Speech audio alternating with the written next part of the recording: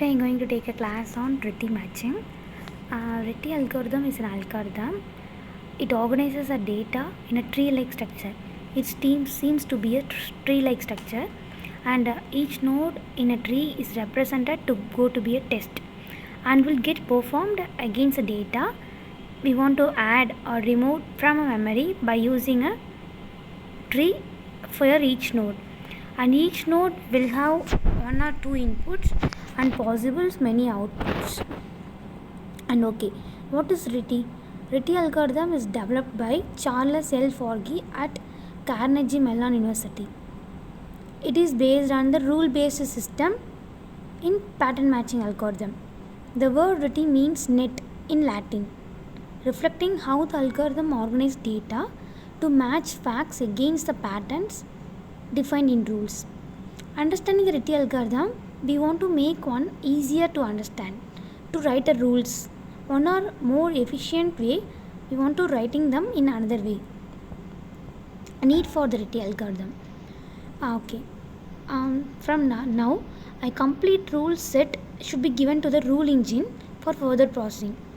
First, rule engine matches the condition, and this condition is set with facts to decide whether we want to execute the rule or not. This is called a pattern matching process, and this process takes repeatedly. In each cycle, list of facts may be modified based on the facts may be added to the list or old facts to be removed from the list.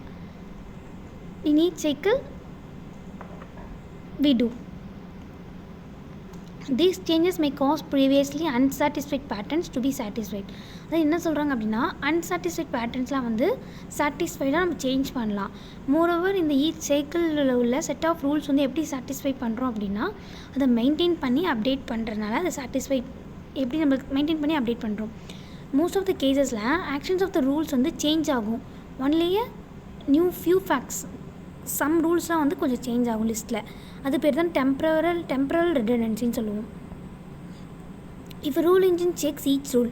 இப்போ rule engine வந்து each ரூலையும் check பண்ணிச்சு அப்படின்னா direct search for the all facts even if most of them are not modified.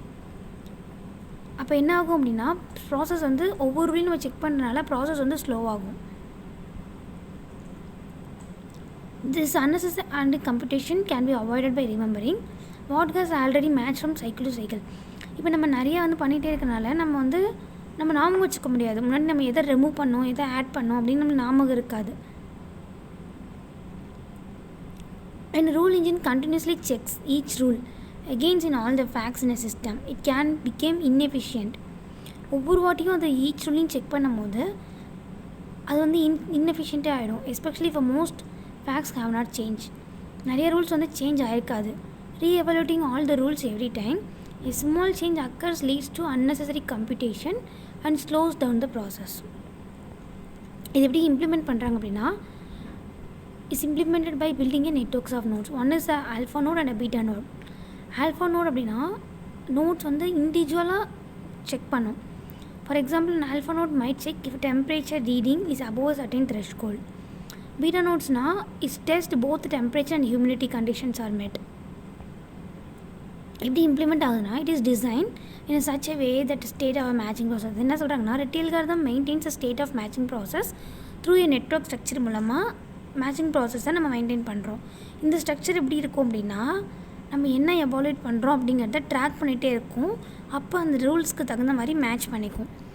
இந்த state வந்து க்ரூஷியலாக இருக்கும் because it allows the system to remember previous result and avoid reprocessing unchanged facts. And inference cycle அப்புறம் என்னென்னா each rule has a inference cycle. ஒவ்வொரு ரூலுக்கும் வந்து ஒரு inference cycle இருக்கும். அது என்ன கன்சிடரிங் பண்ணால் 3 ஃபேஸஸை கன்சிடரிங் பண்ணும். ஒன்று match, select and execute. Matching ஃபேஸில் அந்த கண்டிஷன்ஸ் ஆஃப் த ரூல்ஸ் வந்து மேட்ச் பண்ணுவோம். எதை பொறுத்துனா ரூல்ஸை ஃபேக்ட்ஸை பொறுத்து டு டிட்டர்மைன் எந்த ரூல்ஸ் வந்து நம்ம எக்ஸிக்யூட் ஆகுது அப்படின்னு.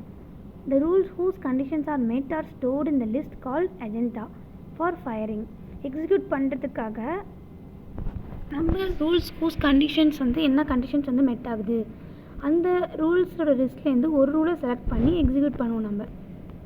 அடுத்தது என்ன அப்படின்னா selection strategy may depend on priority, reason of usage, specify அது மாதிரி இருக்கும். From the list of rules, one rule is selected and executed. The selection strategy may depend on priority, reason of usage, specify the rule or on the criteria. The rule selected from the list is executed by carrying out the actions in the right hand side of the rule. The action may எப்படி இருக்குன்னா அசெஷனாக இருக்கலாம், executing user டிஃபைன்டாக இருக்கலாம், R building ஃபங்க்ஷனாக இருக்கலாம், R executing decision டேபிளாக இருக்கலாம். Note that decision table engine is used to execute decision tables.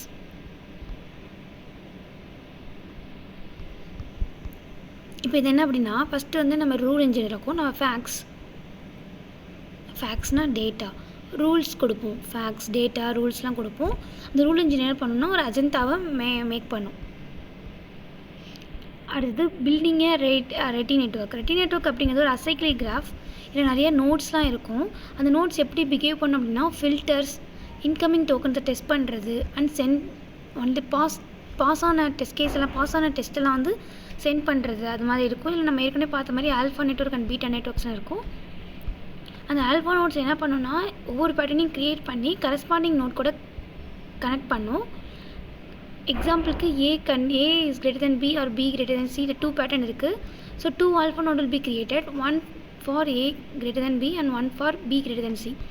ஒவ்வொரு alpha நோடும் ஒவ்வொரு மெமரிக்குள்ளே அசோசியேட்டாக இருக்கும். அது பேர் தான் ஆல்ஃபா மெமரின்னு சொல்லுவோம். இது எதுக்காக யூஸ் ஆகுதுன்னா ஃபேக்ட்ஸ் வந்து ரிமெம்பர் பண்ணுறதுக்காக யூஸ் ஆகுது. Alpha nodes are joined by beta nodes. ஏன்னா பீட்டா நோட்ஸ் வந்து 2 இன்புட்ஸ் அக்செப்ட் பண்ணும். ஆனால் ஆல்ஃபா நோட்ஸில் 3 இன்புட்ஸ் இருக்கிறனால 2 nodes will be joined by 1 beta node. Therefore, the output of the beta node and the third alpha node will be joined by another beta node. This way, beta nodes support partial matching. இதில் என்ன சொல்கிறாங்க அப்படின்னா ஒவ்வொரு beta நோடும் வந்து joint பேட்டர்னை store பண்ணும். இதில் வந்து நம்ம ஒரு காப்பியை வந்து செலக்ட் ஆப்ரேஷன் யூஸ் பண்ணி டோக்கன்ஸ்க்கு அனுப்பலாம். அந்த நோடு வந்து காப்பியை டெலிவர் பண்ணிவிட்டு ஆல்ஃபா நோடை ரிசீவ் பண்ணும். அந்த ரிசீவான டோக்கன் வந்து ஆல்ஃபா நோட்ஸ் வந்து ப்ராஜெக்ட் ஆப்ரேஷனுக்கு சென்ட் பண்ணும். இதுதான் வந்து இதுதான் வந்து ஆல்ஃபா நோட். பேசிக்கலி வந்து கண்டிஷனை எவாலுவேட் பண்ணும். பீட்டா நோட் என்ன பண்ணுன்னா the determine the possible cross product for a rule. Finally actions இந்த ரூல் வில் பி எக்ஸிக்யூட்டட்.